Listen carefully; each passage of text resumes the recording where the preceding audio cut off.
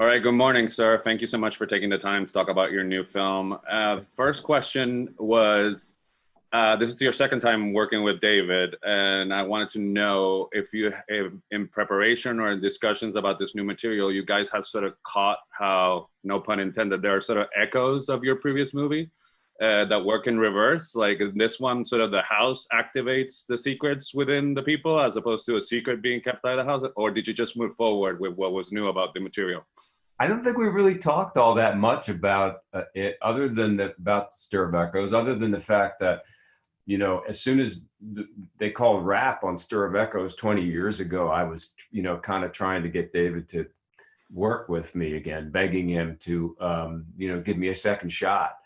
And it took a long time to wear him down, but he did eventually agree. And when we started to knock this idea around, I don't think we really specifically discussed Stir of Echoes, but when we started talking about this house, I could see the wheels really turning in his head, and it was shockingly fast, the way that he was able to do an outline, write the script, and we set it up.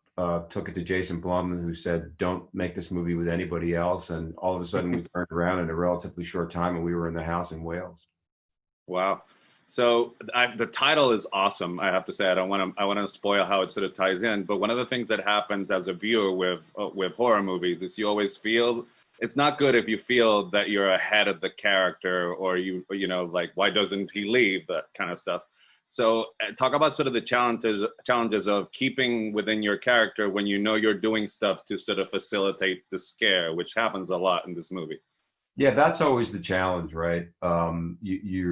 You know that you have to hit certain beats of terror, and you know that as an actor, you're going to have to modulate all these various levels of fear that you're going to have, because you can't really just play the same thing again and again and again. It's going to get dull, and and and and yeah, you have to ride that line between what makes sense logically in a strange kind of way, even though you're dealing with complete illogic. But you Mm. have to ride that line of what makes sense logically, and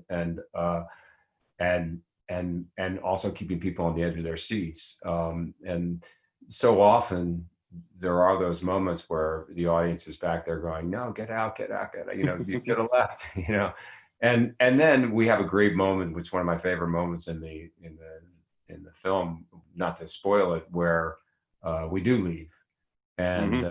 it doesn't go well. Yeah, let's not spoil that for the audience because it is a great moment. So I can't believe that I'm actually getting to talk to you because I actually swiped my father's card to go see Criminal Law in a movie theater, and I'm going to bring this movie up. Not so he knows what I did anyway. The point Okay. of the question is, you've had such an eclectic career in terms of what you've chosen in all different types of role. But I was wondering if you look back on that particular role, which is when you fully went to the dark side on screen, did that open up your choices in terms of, because I feel that from then on out you've been a character actor more than sort of the leading man type that you might have been in the previous project that you did before that. Yeah, that's a very good question. I hadn't really thought of Criminal Law as the actual moment, but there was some surprise that when you put me and Gary Oldman in a movie, that I would be the serial killer and he would be the lawyer. Um, but, I think that in my mind, I always was a character actor. One of the movies that really sort of cemented that, I think, partly because the film was extremely popular in the States, was JFK, Mm-hmm.